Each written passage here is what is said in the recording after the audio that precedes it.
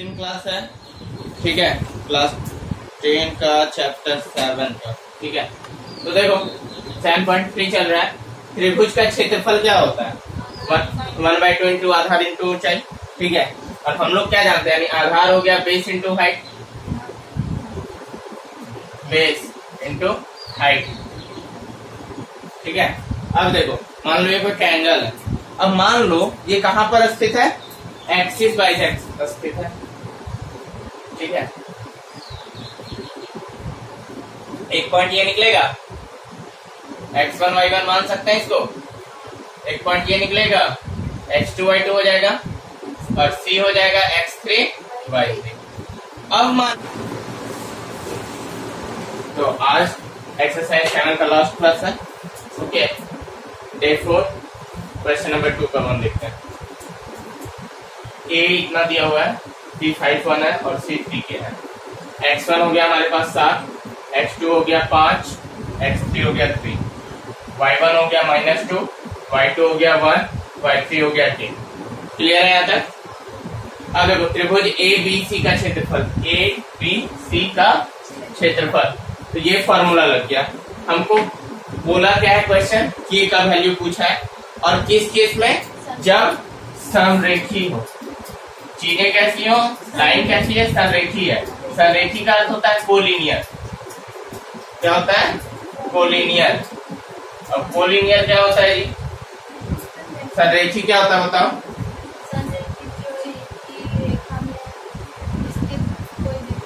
एक ही रेखा में स्थित 3 बिंदु हो, एक ही रेखा में स्थित 3 बिंदु हो, ठीक है। हाँ, 3 बिंदु से भी ज्यादा हो सकता है, क्यों नहीं हो सकता है? 4 भी हो सकता है, हाँ 2 भी हो सकता है, क्यों नहीं हो सकता है? देखो 2 बिंदु होता है तो लीनियर होता है, लीनियर पेयर पढ़े है ना।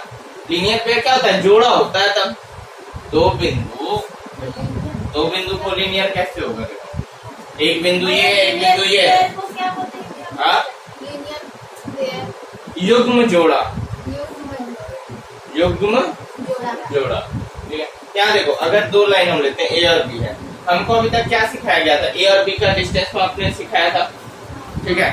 अब ए और बी का जब हम लोग डिस्टेंस मेजर कर लेते हैं, सीख चुके हैं इतना कि ए और बी का मेजर कर लेंगे, तो हमसे कहा कि एक और पॉइंट है, एक और पॉइंट है सी, और क्या है ना कि ए बी ए सी सब बराबर है।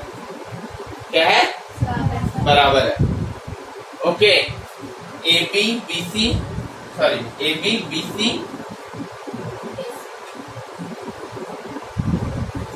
ए बी बराबर बी सी, और कोई बच गया? ए बी बराबर बी सी होता है, ठीक है। यानी कि ये और ये बराबर होंगे, इक्वल होंगे। और ए सी बराबर क्या होगा? A B plus B C. ये 2 चीजें जब भी कोलिनियर कहेगी, संरेखी कहेगी, तो 2 चीजें हमारे पास सामने आती। क्या? कोई भी रेखा का 2 हिस्सा बराबर होगा, ठीक है, 2 हिस्सा बराबर होगा। और ए सी बराबर क्या होगा? A B plus B C होगा। यही ना कंक्लूजन निकलेगा। इन दोनों को जोड़ेंगे तो ए सी आएगा। ठीक है, क्लियर है? ये चीज समझ में आ रही है बात? अब देखो कहना ये चाह रहा है कि 3 संरेखीय कोलिनियर है और इनसे त्रिभुज का क्षेत्रफल निकालो। अच्छा, ये कहीं से भी त्रिभुज का क्षेत्रफल निकल पाएगा क्या? निकल पाएगा? कहानी बस इतना है कि ये एक्सिस पर है तो स्ट्रेट लाइन पर, सीधी रेखा पर है, ठीक है। तो जब निकालेंगे त्रिभुज का क्षेत्रफल तो 0 क्यों आता है? किसी भी त्रिभुज का इतना बड़ा लो, बहुत ज्यादा बड़ा या इतना छोटा सा, सबका कुछ ना कुछ तो एरिया आएगा। मान लो इसका 0.001 है सेंटीमीटर स्क्वायर, ठीक है। मान लो इसका 3 सेंटीमीटर स्क्वायर है, इसका 5 सेंटीमीटर है, 10 सेंटीमीटर स्क्वायर है, कुछ तो वैल्यू होगा ही होगा ना। ऐसा होगा कि 0 हो सकता है? सोचो थोड़ा सा, एरिया क्या होता है? इसके अंदर वाले पार्ट, इसको ना इंटू करते थे, इसके अंदर में कितना पार्ट है? याद होगा क्लास 9 में जब हम पढ़ाते थे, मान लो कोई आयताकार खेत है तो बताओ खेत कितना में? ठीक है, अगर उसकी लंबाई चौड़ाई दे देता था तो हम लोग क्या करते थे, उसका क्षेत्रफल निकालते थे। और आयत का क्षेत्रफल क्या होता है, L इंटू बी। एच कहाँ, वो तो क्यूबॉइड में होता है। यहाँ से प्लेन और ब्रेथ की बात होती है ना, ठीक है। क्लास 10 हम समझ रहे हैं, आप लोग पहुंच गए, फीलिंग आ रहा है। खैर कोई बात नहीं, तो कुछ ना कुछ तो वैल्यू इसका होगा। एरिया का जहां बात करेगा किसी भी चीज का कुछ ना कुछ वैल्यू होगा, लेकिन यहाँ तो जीरो आता है। हमने पिछले क्लास में क्या पढ़ा, जीरो आता है वैल्यू, ठीक है। कैसे आता है जीरो, समझ में आ जाएगा। और संरेखी क्या होता है ये समझ में आया पहले, क्लियर है। संरेखी कोई डाउट है, ओके चलो। संरेखी देगा तो त्रिभुज का क्षेत्रफल का फॉर्मूला ये हो जाएगा, क्योंकि संरेखी हमेशा जीरो होती है। पहले चित्र बनेगा तब ना त्रिभुज का क्षेत्रफल निकालेंगे, या तो चित्र ही नहीं बन रहा सही से। आगे क्लासेस में आप पढ़ोगे कि ये तो 3 पॉइंट क्या क्या 4 पॉइंट का हो सकता है, समझे बात को, दिया हुआ है इसमें। अच्छा ठीक है, आगे हम लोग चर्चा कर लेंगे अगर होगा। पहले इसको देख लो, 1/2 x1 कितना है 7। ये लिखने का मकसद ही है यही है कि हम लोग का आसानी हो। y2 1 और माइनस, और y1 है -2। ओह सॉरी y3 हो गया k, ठीक है। प्लस x2 कितना है 5, y3 हो गया k माइनस प्लस x3 हो गया 3 -2 और -1 हो गया। यहाँ तक हमारा क्लियर। 1/2 है, ये हो जाएगा 7 - 7k प्लस 5k प्लस हो जाएगा माइनस माइनस प्लस का सिंबल हो जाएगा ना, ठीक है। और यहाँ हो जाएगा 10 प्लस ये कितना हो जाएगा, देखो -2 और -1 कितना हो जाएगा -3। -3 इंटू 3 क्या होता है -9। इसको समझने में कोई दिक्कत नहीं ना, क्लियर है ना। सिंपल सा देखो, अगर -2 -1 है, कंफ्यूजन हो जाए कभी भी एग्जाम में, माइनस का सिंबल रहेगा प्लस का सिंबल रहेगा, तो माइनस कॉमन ले लेना। क्या करेंगे, माइनस कॉमन ले लिए, बच गया 2, यहाँ बच गया +1, आ गया -3, है ना। ये चीजें बस समझनी होती है। 1/2 है, 7, 10 में से 9 गया 1, और 1 और 7 कितना हो गया 8 हो गया हमारे पास। -7 में से 5 के चला गया तो कितना बच गया -2, ठीक है। अब देखो संरेखी में हम लोग ये चीज जानते हैं, ठीक है। आपकी मर्जी, आप इधर लिखो या इधर लिखो, कोई फर्क नहीं पड़ता है, ठीक है। बॉर्डर के इधर हो या बॉर्डर के पार हो। अब देखो यहाँ पे 2 कॉमन आएगा, 4 - k। यहाँ से हमने क्या किया, 2 कॉमन ले लिया, 2 को 4 से मल्टीप्लाई करेंगे 8, और k को मल्टीप्लाई करेंगे तो -2k। क्लियर है, समझ में आ रहा है। अरे 8 से 2 को निकाल दिए ना, 2 कट जाएगा, कटेगा ना, बचा गया 4 - k बराबर 0, तो k बराबर आ गया 4। आंसर है देखो। अगर डायरेक्ट काट दे 2 को 8 से तो देखो उससे भी कोई फर्क नहीं पड़ता, एक और ऐसे भी बना सकते हो, 2 को इधर भेज दो तब भी आएगा 0। ये डिवाइड में है ना, इधर जाएगा तो इंटू में होगा, 0 हो जाएगा। तो चलो ऐसे भी देख लो, कोई फर्क नहीं पड़ने वाला है, दोनों मेथड हम लोग बना सकते हैं। तो इधर चला गया इंटू में, 8 - 2 के बराबर 0, 2 के बराबर 8, 2 4 जाएगा के बराबर। बस बनाने का भ्रम है, बनाना किसी भी तरह से बनेगा मैथिक। हो गया ये 3 नंबर हो गया ना, बहुत अच्छा क्वेश्चन एग्जाम में आता भी एक क्वेश्चन। A0 - 1 है, B2 1 है और C0 3 है, ठीक है। और क्या है, ये तीनों कोई त्रिभुज है, ठीक है। तो माना कि देखो यहाँ से शीर्ष दिया हुआ है क्वेश्चन में, तो ABC हम लोग खुद से मानेंगे और लिखेंगे, माना कि A बराबर इतना, B बराबर इतना और C बराबर इतना है, ठीक है। x1 फाइंड हो गया, 0 होगा, x2 2 होगा और x3 0 होगा, y1 -1, y2 1 और y3 3 हो जाएगा। अब ABC हम लोग को पॉइंट है, क्वेश्चन क्या रहा हमारे पास कि शीर्षों ये सब क्या है, शीर्ष है, एबीसी क्या होता है, वर्टिसेस होता है, पहले क्लास में क्लियर हो चुका है ये वाला भी। इतना इतना इतना है, त्रिभुज की भुजाओं के मध्य बिंदुओं से बनने वाली त्रिभुज का क्षेत्रफल ज्ञात कीजिए। मध्य बिंदुओं से, त्रिभुज के हर भुजाओं के मध्य बिंदु से, यानी कि एक मध्य बिंदु एसी का यहाँ बनेगा, एक यहाँ बनेगा, एक यहाँ बनेगा, डी सेक्शन फॉर्मूला निकालना होगा। ई और एफ। ठीक है, तो सबसे पहले और आपको जो क्षेत्रफल निकालना है वो ट्रायंगल डी ई एफ का निकालना है। ठीक है, इसका निकालना है डी ई एफ का।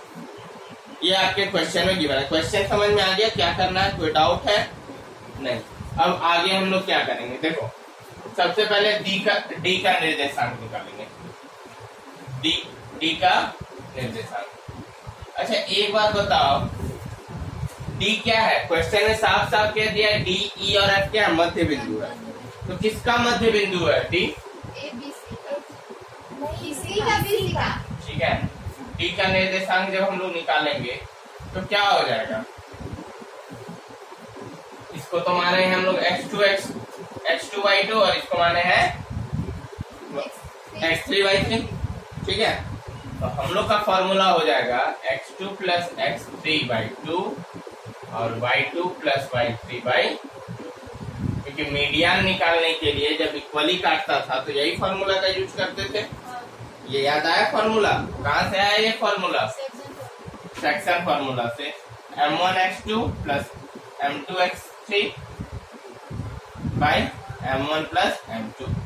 अगर आपको ये वाला फॉर्मूला सपोज दैट याद नहीं रहता है तो आप सेक्शन फॉर्मूला का प्रयोग करेंगे, क्योंकि रेशियो इन दोनों के बीच का 1:1 होने वाला।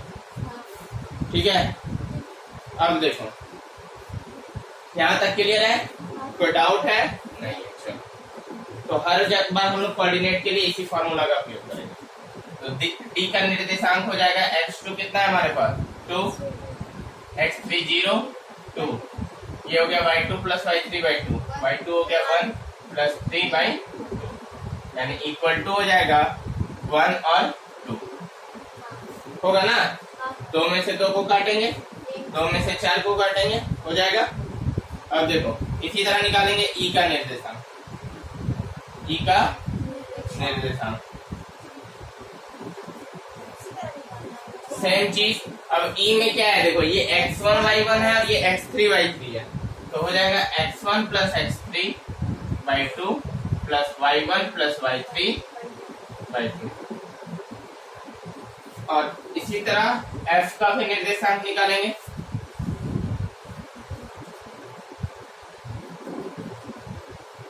ये हो जाएगा f में क्या है, देखो x1y1 है और x2y2 है, तो हो जाएगा x1 प्लस x2/2 और y1 प्लस y2/2। फटाफट निकालिए, सॉल्व कीजिए इसको। कितना आ रहा है आंसर मेरे को बताइए।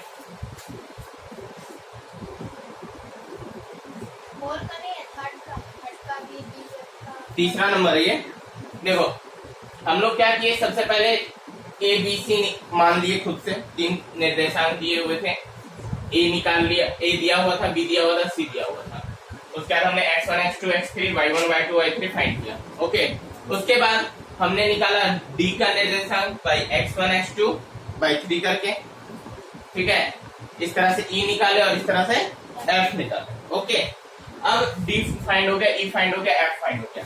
ट्रायंगल डी ई एफ का निर्देशांक, सॉरी ट्रायंगल डी एफ का क्षेत्रफल। ठीक है, क्षेत्रफल फाइंड करना है ना, त्रिभुज डी ई एफ का क्षेत्रफल निकालना है। तो अब क्या हो जाएगा, x1 कितना है हमारे पास 0, और y2 माइनस y3 यानी 1 माइनस 3 प्लस x2 कितना है 2, y3 3 माइनस माइनस 1, यही है ना, प्लस x3 0, y1 हो गया तुम्हारा -1 और -1। अब देखो एक चीज ध्यान दो, 0 से कोई भी संख्या मल्टीप्लाई होगी तो 0 आएगा, तो ये तो 0 हो गया, खत्म हो गया 0 प्लस। अब देखो यहाँ क्या है 3 into minus minus 1, minus minus plus हो जाएगा, 3 और 1 4, 4 से 2 मल्टीप्लाई होगा 8 प्लस 0, तो यहाँ हो जाएगा 1/2 इंटू 8 इक्वल टू 4। आपका कितना आ गया त्रिभुज डी का? ये वहाँ पे Four. माइनस का सिंबल ले रहे कहाँ पे माइनस का? माइनस माइनस वन है तो कभी नहीं जाएगा। माइनस माइनस देखो हम लोग क्या पढ़े थे, plus minus plus plus plus minus minus plus और माइनस माइनस। प्लस प्लस क्या होता है? प्लस देता है, प्लस माइनस माइनस देता है, माइनस प्लस माइनस देता है और माइनस माइनस प्लस देता है। ये चीज पढ़ चुके हैं। माइनस माइनस क्या देता है? प्लस देता है। लेकिन इसका एक अलग प्रॉपर्टी है, ठीक है? क्या है अलग प्रॉपर्टी? अगर 3 माइनस माइनस 1 होगा तो हो जाएगा माइनस माइनस प्लस का सिंबल, तो 3 + 1 = 4 हो जाएगा, ठीक है? और हाँ डायरेक्ट इंटू में होगा।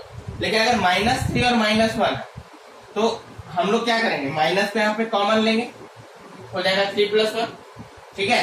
क्योंकि सॉल्व करने का एक प्रोसेस होता है ना, दोनों तरफ माइनस है। अब ये प्रॉपर्टी तो नहीं पढ़ाया गया, तो माइनस को हम लोग कॉमन लेंगे, लेकिन 3 + 1 4 हो जाएगा और यहाँ पे हो जाएगा माइनस।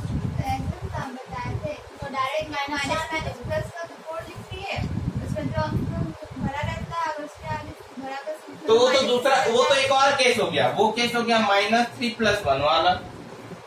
-3 + 1 में क्या होता था? -2 हो जाता था, क्योंकि 3 क्या है? बड़ा अंक और इसके पीछे माइनस है। मान लो ये भी समझ लो कैसे होता है। आज चलो समझा ही देते हैं कि बेसिक में होता है क्या ये। -3 + 1 -2 कैसे होता है? 0 है, 1 है, 2 है, ठीक है? -1 है, -2 है, -3 है। अब देखो हमारे पास -3 है, ये -3 है।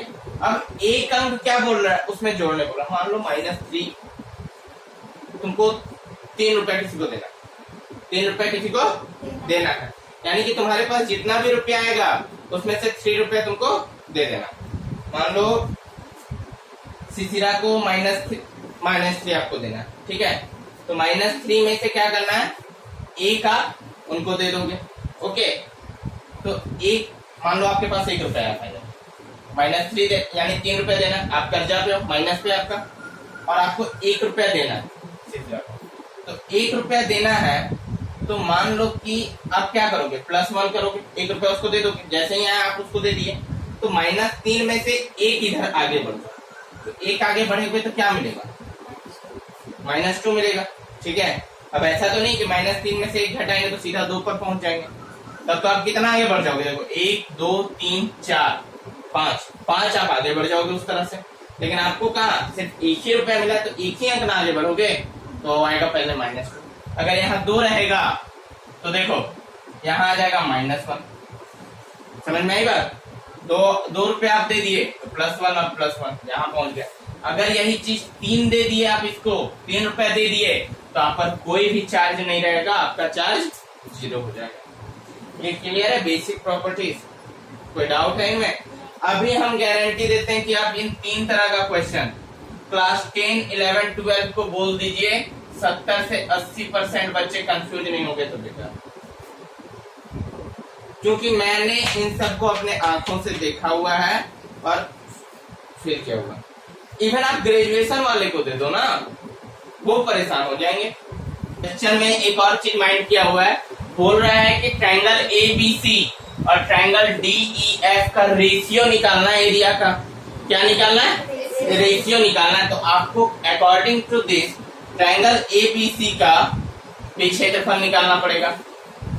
तो सेम प्रोसेस, 1/2 x1। ओहो एक गड़बड़ हो गई ना, पहले निकालना पड़ता है। यहाँ पर एक लाइन आप लोग लिख लोगे पहले। यहाँ त्रिभुज D बराबर x1 y1, ठीक है? E बराबर, कुछ गड़बड़ हो गया? हाँ बहुत बड़ा गड़बड़ हो गया। 1 मिनट इसका हम लोग को बताना, ये ट्रायंगल DEF का नहीं निकला, ये निकल गया ट्रायंगल ABC का, ठीक है?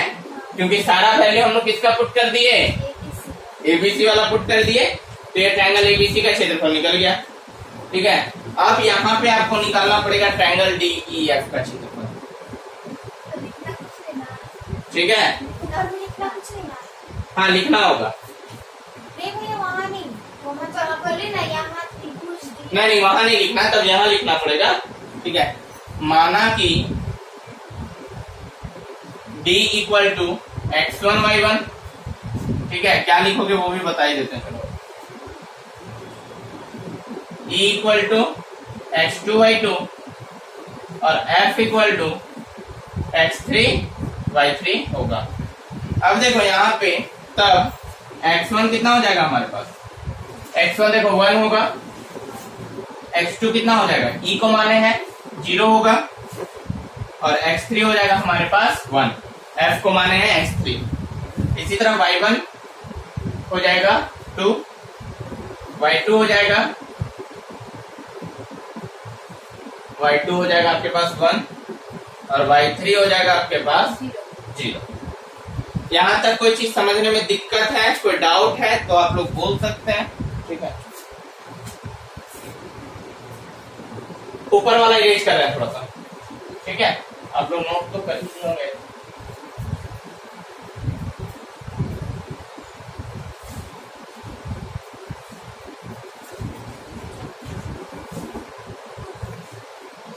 आगे देखें। भैया आप इतना लंबा बता रहे एग्जाम में फिर क्या करेंगे? हाँ ये लंबा होगा, ये क्वेश्चन ही लंबा है तो हम कुछ नहीं कर सकते, इसमें मेरा कोई हाथ नहीं है। तो एग्जाम में तो पेज देगा। हाँ उतना देगा, और नहीं देगा तब भी जबरदस्ती आपको बना के आना।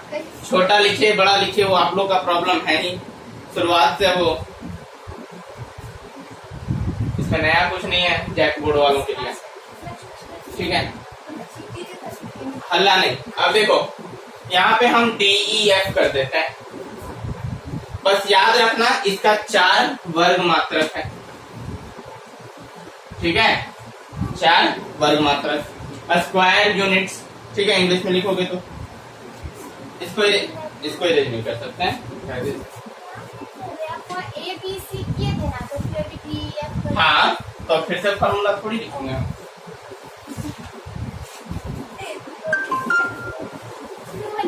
यहाँ तक समझ में आ गया ना।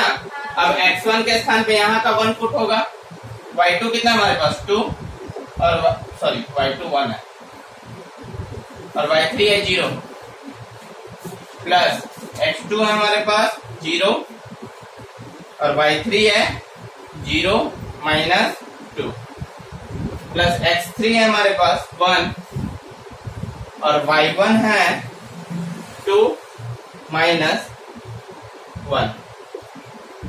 अब देखो वैल्यू क्या आएगा, 1/2 इंटू यहाँ तो 1 आ गया, प्लस ये 0 आ गया, प्लस यहाँ भी 1 आ गया, क्या आ गया 1/2 इंटू 2 यानी कि 1 वर्ग मात्रक। चलो अब एक जबरदस्त चीज हम लोग और सीखेंगे। देखो ट्रायंगल, अब क्या पूछा था हमको, पूछा था ट्रायंगल डी ई एफ का। देखो पूछ रहा है कि मध्य बिंदु से बनने वाले त्रिभुज के क्षेत्र और जो दिया हुआ त्रिभुज का क्षेत्रफल है उनके बीच का अनुपात ज्ञात कीजिए। उनके बीच का क्या ज्ञात करने बोला है, अनुपात ज्ञात करने बोला। तो आप यहाँ पे लिखोगे ट्रायंगल डी ई एफ का क्षेत्रफल, हाँ बटे अनुपात बोल रहा है ना तो डिवाइड का सिंबल देना पड़ेगा, ट्रायंगल ए बी सी का क्षेत्रफल। तो क्या हो जाएगा 1 आया इसका, उसका 4 आया था, यानी वैल्यू हो जाएगा 1/4। अतः बस वही अपना लाइन, त्रिभुज डी ई एफ और त्रिभुज ए बी सी के क्षेत्रफलों का अनुपात 1:4। क्लियर है। अब देखो जो बेसिक चीज समझा रहे हैं वो क्या है, इस ए बी सी, ये ए बी सी त्रिभुज के जो हमने डी ई एफ चित्र बनाया है वो कितने हिस्सों में बटा हुआ, ये तो मध्य बिंदु से कटा हुआ है ना, यानी बराबर भागों से, ये चीज हमको पता है, यानी ये 1 तो ये भी 1 और ये भी 1, ठीक है। तो ये 1 है और टोटल कितना है 1 2 3 4, तो 1/4 होगा। आप डायरेक्ट इस तरह से भी फाइंड कर सकते हैं सोच के। हम लोग जब कंपटीशन वगैरह एग्जाम में आप लोग तैयारी करोगे या हम लोग जाते हैं तो हम लोग इतना नहीं निकालेंगे कि 1/4 होगा, अगर इतना निकालेंगे तो काफी लंबा टाइम लगेगा। डायरेक्ट देखेंगे अच्छा मध्य बिंदु है तो इसका अनुपात पूछा है इसके अकॉर्डिंग, तो 1:4 हम लोग डायरेक्ट यूज करते हैं। ओके, चलिए नोट डाउन कीजिए।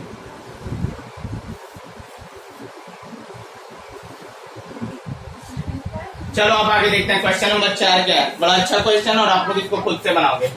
एक चतुर्भुज है जिसमें ए बोल रहा है -4 -2 है, बी बोल रहा है -3 -5 है, सी बोल रहा है 3 -2 है, डी बोल रहा है 2 और 3 है। अब इसको फाइंड कैसे करना है, तो देखिए आपको बस चतुर्भुज निकालना। अब एरिया ऑफ क्वाड्रिलेटरल आप लोग पढ़े हैं क्या? चतुर्भुज का क्षेत्रफल निकालने बताएं क्या? नहीं बताएं? बताएं? नहीं बताएं, गुड। तो आप लोग क्या करना है कि एक लंबा सा विकर्ण अर्थात डायगोनल खींच देना, कोई भी पॉइंट के लिए, या तो बीसी के लिए खींचो या तो एडी के लिए खींचो। तो त्रिभुज एसीडी का निकलेगा, त्रिभुज एबीडी का निकलेगा, दोनों को जोड़ देना, बन जाएगा। वही फॉर्मूला लगाना है। हाँ, सेम फॉर्मूला। त्रिभुज एबीडी का वही 1/2 x1 x2। हाँ, सेम मान के बना लोगे, ठीक है। आसान क्वेश्चन है, ज्यादा टफ नहीं है। देखो हमसे क्या पूछा था ना, हमको हम जब क्लास 10 में थे हमको याद है हमको रोम्बस का क्षेत्रफल निकालने बोला था, ठीक है, रोम्बस का क्षेत्रफल। तो देखो रोम्बस का क्षेत्रफल निकालने के लिए यानी कि समचतुर्भुज, ठीक है, तो उसका जो वैल्यू होता है ना वो दोनों का विकर्ण जो होता है, ठीक है, जैसे BC इंटू AD होता है शायद, या BC प्लस AD होता है, एक बार देख लेंगे, ठीक है। आई थिंक यही होगा, ठीक है। पिछला क्वेश्चन या कुछ था तो मेरे को वही पूछा था कि आपको क्षेत्रफल निकालना है किसका? रोम्बस का, ठीक है, यानी समचतुर्भुज का। अब मेरे को ये फॉर्मूला भूल गया, मैं एग्जाम में फॉर्मूला भूल गया। अब पूरा दिमाग लगा रहा हूँ भाई, लगा रहा हूँ, क्या करें, क्योंकि देखो रोम्बस वगैरह का जनरली ज्यादा यूज नहीं करते हैं हम लोग, इसलिए फॉर्मूला वगैरह उतना अच्छा से याद रहता नहीं है। तो हमने क्या किया, वहां पे ABD बस एक लगे खींचा, एक इधर का निकाला एक इधर का निकाला, दोनों को जोड़ के आंसर ला दिया, और आई थिंक मेरे को फुल मार्क्स मिले, ठीक है। तो यहाँ तक क्लियर है। 4 नंबर हो जाएगा। 5 नंबर बोल रहा है कि कक्षा 9 में आपने पढ़ा एग्जाम्पल 3 अध्याय 9 कि किसी भी त्रिभुज की एक माध्यिका उसे बराबर क्षेत्रफल वाले दो त्रिभुजों में विभाजित करती है। देखो माध्यिका क्या होता है, यानी कि मीडियन A है, B है और C है। माध्यिका हो गई AD, और AD माध्यिका का मतलब होता है कि दोनों को बराबर बराबर भागों में काटेगी। ओके, तो दो त्रिभुजों में विभाजित करती है। उस त्रिभुज ABC के लिए इस परिणाम का सत्यापन कीजिए। ABC दिया हुआ, देखो ABC आपको दिया हुआ, A कुछ है, B कुछ है और C कुछ है, तो D का मान निकलेगा। कैसे निकलेगा D का मान? B और C का जो मान निकलेगा वो दोनों जो, हाँ, X अगर ये X1 है ये X2 है तो X1 plus X2/2 section formula. यहाँ से D निकालेंगे, माध्यिका का मान निकल जाएगा, और उसके बाद ACD एक त्रिभुज और ADB एक त्रिभुज निकलेगा। अब जब ACD यानी कि त्रिभुज ACD का क्षेत्रफल जो निकालोगे वो क्या होगा? बराबर होगा त्रिभुज ABD के क्षेत्रफल। समझ में आ गया? खत्म हो जाएगा 7.3। अब देखो एक है 7.4, ऐच्छिक है, और देखो लाजवाब क्वेश्चन इसमें आते हैं, ठीक है। जनरली एग्जाम में आप लोग का पूछा नहीं जाता है, लेकिन कई बार इससे भी एग्जाम में क्वेश्चन उठ के आ जाते हैं। लेकिन मेरा मानना है कि अगर आपको नॉलेज के लिए पढ़ना है तो इस चैप्टर को जरूर बनाना चाहिए, ठीक है। तो हम लोग बनाएंगे, लेकिन अभी नहीं, कुछ समय के बाद थोड़े और चैप्टर खत्म करते हैं। ऐसे तो सिलेबस काफी फास्ट चल रहा है हम लोग का, ठीक है, मैथ वगैरह में, लेकिन थोड़ा सा और कुछ चैप्टर खत्म कर। देखो हम लोग का टारगेट क्या है, आप लोग का एग्जाम कब होता था? सितंबर में, ठीक है। S7 इस बार होगा नहीं होगा कोई मतलब नहीं है, ठीक है। तो इस बार हम लोग क्या करते हैं, सितंबर तक हम लोग 70 to 75% चीजें कवर अप कर लेते हैं। हम टारगेट में रखेंगे कि आप लोग का जितना भी कोर्स है नवंबर तक में मैथ खत्म हो जाए, दिसंबर तक में साइंस खत्म हो जाए, ठीक है। उसके बाद हम लोग का चलेगा रिवीजन पीरियड, और उसके बाद SST वगैरह है तो देख लेते हैं, जनवरी फरवरी 2 मंथ बचेंगे, रिवीजन कर लेंगे, ठीक है। चलिए।